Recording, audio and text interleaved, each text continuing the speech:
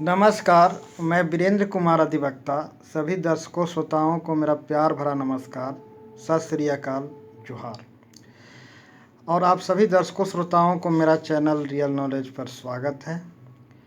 और आज मैं पुनः आप लोगों के समक्ष पूर्व की भांति एक संक्षिप्त चर्चा लेकर आया हूं। और आज का चर्चा का विषय है धर्म परिवर्तन। तो धर्म परिवर्तन पर चर्चा करने से पूर्व थोड़ी दो चार बातें धर्म के विषय में कर लेना ज़रूरी है। हालांकि मैं इस विषय पर पूर्व में एक वीडियो बना चुका हूं, फिर भी धर्म परिवर्तन को ठीक से समझने के लिए इस विषय पर दो चार बातें कर लेना आवश्यक है। तो आइए सबसे पहले हम जानते हैं धर्म क्या है। इंसान के परिप्रेक्ष्य में इंसान के मूल गुण अर्थात मूल अभिलक्षण इंसान का धर्म कहलाता है। इंसान अपने अभिलक्षणों के अनुरूप आचरण बरतता है। इंसान अपने अभिलक्षणों के अनुरूप कार्य करता है और इंसान के अभिलक्षण के अनुरूप उसके द्वारा बरते गए आचरण और कार्य ही उसका धर्म कहलाता है। तो धर्म इंसान के अभिलक्षण के रूप में जाना समझा जा सकता है। और धर्म परिवर्तन कभी संभव नहीं है।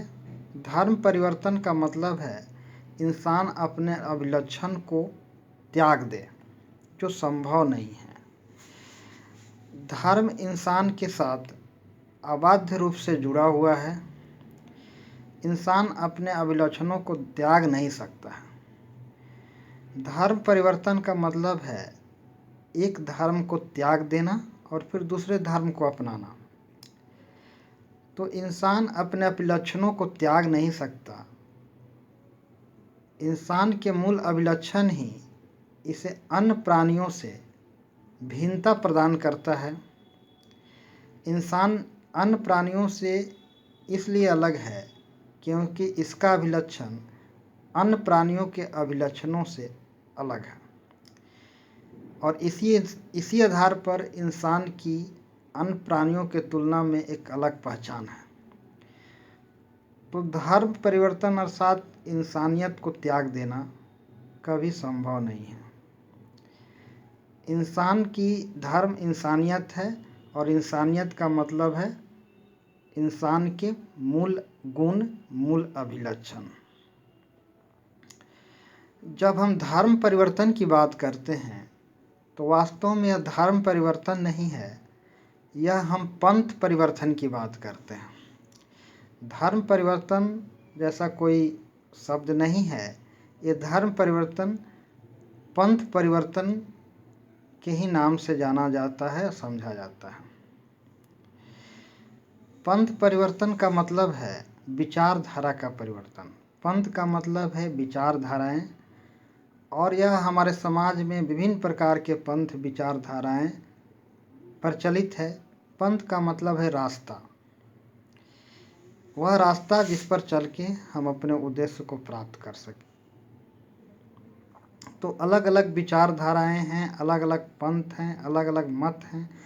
हम पंथ परिवर्तन की बात कर सकते हैं, यह उचित है, लेकिन धर्म परिवर्तन संभव नहीं, क्योंकि धर्म हर इंसान का अपना मूलभूत अभिलक्षण है और पूरे विश्व के मानवों का मूल अभिलक्षण एक समान है, एक जैसा है। इस दृष्टि से संपूर्ण विश्व के मानवों का एक ही धर्म है, उसमें कोई भेदभाव नहीं है, उसमें कोई असमानता नहीं है। सेकुलरिज्म की बात, जिसे हम धर्मनिरपेक्ष की बात करते हैं, एक अपने आप में अनुचित शब्द है। धर्मनिरपेक्ष जैसा कोई शब्द है ही नहीं। जिसे हम धर्मनिरपेक्ष कहते हैं वास्तव में वह पंथ निरपेक्ष है। धर्म तो हम सबका एक ही है, संपूर्ण जगत के, संपूर्ण विश्व के मानव का एक ही धर्म है। वो दो अलग अलग धर्म हो ही नहीं सकता।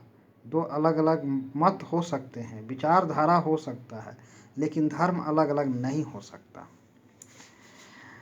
दुनिया में जितने भी धर्म के नाम से हम समझ रहे हैं, ईसाई, इस्लाम, पारसी, जैन, बौद्ध, ये अलग अलग मत हैं, अलग अलग पंथ हैं, अलग अलग विचारधाराएं हैं, लेकिन संपूर्ण विश्व के मानव का एक ही धर्म है, वह है इंसानियत। और यहाँ कोई भेदभाव नहीं है, यहाँ कोई पक्षपात नहीं है। तो मनुष्यों के धर्मों के बीच कोई पक्षपात हो ही नहीं सकता, क्योंकि सभी मनुष्यों का धर्म एक ही है। इसलिए यहाँ निरपेक्षता की बात ही नहीं होती, यहाँ तुलना की बात ही नहीं उठता। तो इस दृष्टि से संपूर्ण विश्व के मनुष्य का एक ही धर्म है, हम सबका एक ही धर्म है, वह है मेरा इंसानियत, हम सबका इंसानियत धर्म, अर्थात इंसान के मूल अभिलक्षण। और उस मूल अभिलक्षण के अनुरूप बरते गए आचरण और व्यवहार और कार्य धर्म कहलाता है। लेकिन जब हम धर्म परिवर्तन की बात करते हैं तो यहाँ हम पंथ परिवर्तन की बात करेंगे। धर्म परिवर्तन के जगह पर हम पंथ परिवर्तन शब्द का इस्तेमाल करेंगे। चलिए हम बात करते हैं पंथ परिवर्तन के ही।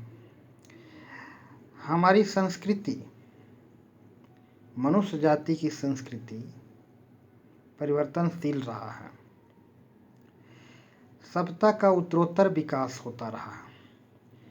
सभ्यता के विकास में शामिल है व्यक्ति का बौद्धिक, आध्यात्मिक और साइंस एंड टेक्नोलॉजी, विज्ञान और प्रौद्योगिकी का विकास। विकास का मतलब है चहुमुखी विकास। हम एक ही क्षेत्र में विकास नहीं कर सकते, यह विकास के नियम के विपरीत होगा। जब शरीर का विकास होता है तो शरीर का चहुमुखी विकास होता है। किसी वस्तु का, किसी चीज़ का विकास चहुमुखी होता है। हम उदाहरण के तौर पर यह कह सकते हैं, यहाँ हम समझने के लिए यह उदाहरण ले सकते हैं कि यदि किसी मनुष्य के विकास होता है, शारीरिक विकास होता है, तो ऐसा नहीं है कि सिर्फ उसके किसी अंग का ही विकास होता है, किसी विशेष अंग का ही विकास होता है। संपूर्ण शरीर का विकास होता है और शरीर के सभी अंगों का विकास होता है। इस जगत में विकास का नियम यही है। तो जब साइंस और टेक्नोलॉजी का विकास हो रहा है, विज्ञान और प्रौद्योगिकी का विकास हो रहा है, तकनीकी विकास हो रहा है, तो इसके साथ साथ हमारा आध्यात्मिक और बौद्धिक विकास भी हो रहा है। हम आध्यात्मिक और बौद्धिक विकास में भी आगे बढ़ रहे हैं, प्रगति पर पथ पर हैं। लेकिन शुरू से ही कुछ समाज विरोधी तत्व रहे हैं, समाज के विकास विरोधी तत्व रहे हैं और समाज के विकास में बाधक बनते रहे हैं।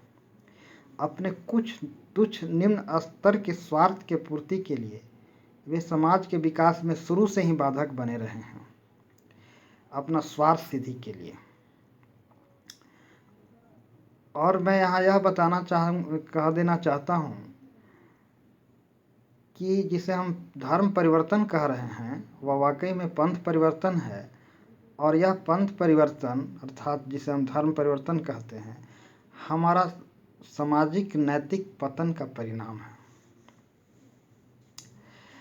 हमारा संकीर्ण मानसिकता का परिणाम है, हमारे गलत दृष्टिकोण का परिणाम है, हमारे स्वार्थपरक सोच का परिणाम है।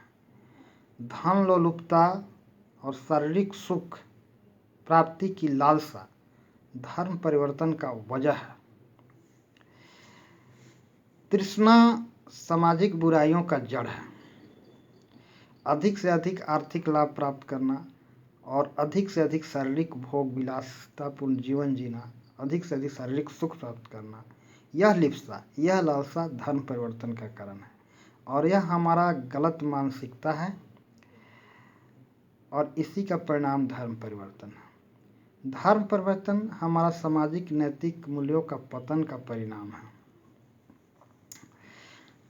आप समझ सकते हैं कि गीता में यह बात कही गई है कि जब जब धर्म की हानि होती है, क्षति होता है, अधार्मिकता का बोलबाला बढ़ता है और अधर्म का वर्चस्व बढ़ता है, तब तक मानव जाति के उद्धार के लिए, धर्म की स्थापना के लिए, सत्य की स्थापना के लिए भगवान अवतार लेते हैं। प्रोफेट का अवतार होता है।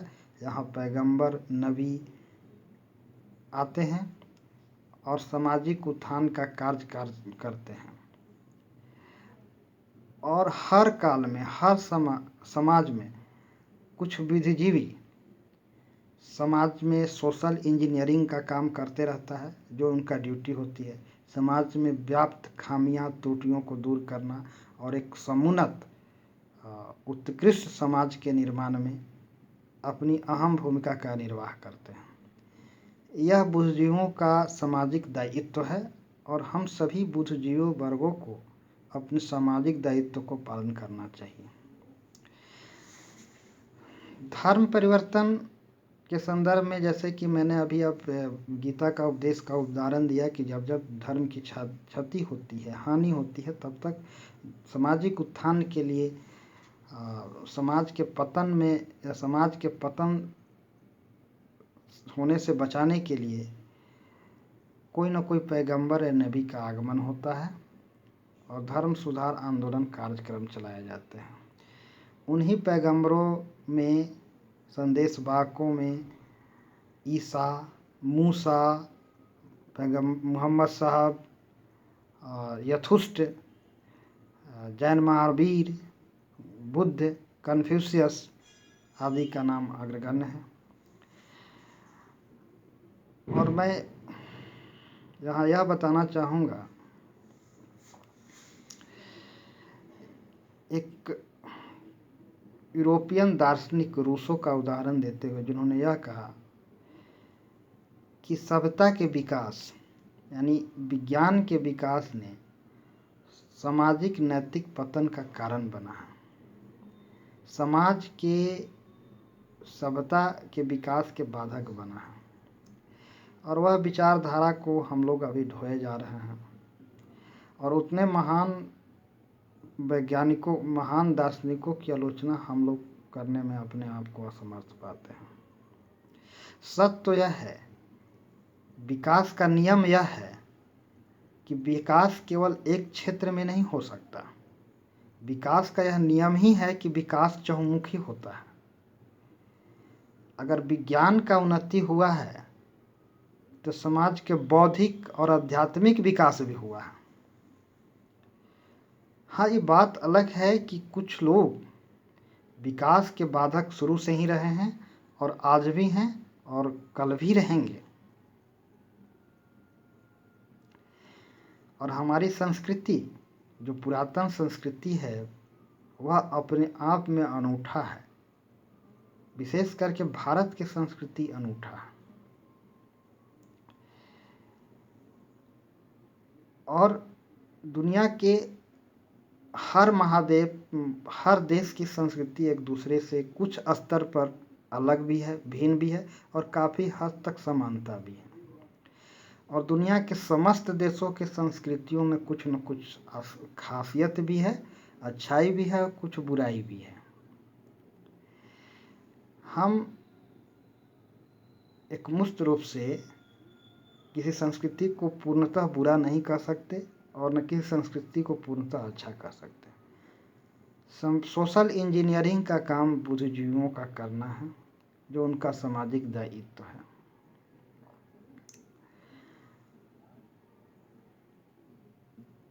जैसा कि गीता में कहा गया है कि जब जब धर्म की क्षति होती है तब तक महापुरुषों का आगमन हुआ और सामाजिक उत्थान के लिए कार्य किया गया। उन्हीं महापुरुषों के कड़ी में मूसा, ईसा, यथुष्ट, पैगंबर मोहम्मद साहब, कन्फ्यूशियस, महात्मा बुद्ध, वर्धमान महावीर आदि शामिल हैं। तो मैंने कहा कि धर्म परिवर्तन का कारण है, पंच संपर्क परिवर्तन कह सकते हैं, सामाजिक नैतिक पतन। अगर समाज के लोगों का नैतिक पतन नहीं होता, जो रीति रिवाज, जो परंपराएं पहले से चली आ रही है, जिसको हम अपना रहे हैं, वह जस्टिफिएबल होता, उचित होता, समुचित होता, तो उसको सुधार करने के लिए किसी युग पुरुष, किसी पैगंबर, किसी महापुरुष को आने की ज़रूरत नहीं पड़ती। साफ तौर पर समाज में कुछ गलत रीति रिवाज, परंपराएं, मान्यताएं, सांस्कृतिक त्रुटियां कायम है, जिसको सुधार करने के लिए महान पुरुषों को आना पड़ा। तो नैतिक पतन के कारण हमारे संस्कृति में बदलाव हुआ, जिसको हम धर्म परिवर्तन कहते हैं। अगर ये नैतिक पतन नहीं होती तो परिवर्तन भी नहीं होता संभव था। दूसरी ओर कुछ स्वार्थी तत्व अपने स्वार्थ के पूर्ति के लिए लोगों को प्रलोभन दे करके धर्म परिवर्तन कर रहे हैं, और कुछ स्वार्थी तत्व अपने तुच्छ स्तर के स्वार्थ के पूर्ति के लिए धर्म परिवर्तन कर रहे हैं। कुछ शारीरिक सुख प्राप्त करने के लिए धर्म परिवर्तन कर रहे हैं, और इस तरह से इनका एक सामाजिक नैतिक पतन हुआ। और यहाँ यह कहा जा सकता है कि यह सामाजिक नैतिक पतन के कारण ही लोग धर्म परिवर्तन की ओर उन्मुख हो रहे हैं। आज एक समान सी चर्चा होता है कि लोग लव जिहाद का, यानी किसी को फंसाओ, प्यार में फंसाओ किसी लड़का या लड़की को, फिर उसका धर्म परिवर्तन कराओ। ये तुच्छ स्तर के स्वार्थ की पूर्ति के लिए है, और लोग अक्सर ऐसा करते हैं। धन्यवाद। समय अभाव, डाटा की कमी के कारण, स्टोरेज कैपेसिटी कम होने के कारण मैं इस वीडियो को विस्तार नहीं दे सका। धन्यवाद। Thank you.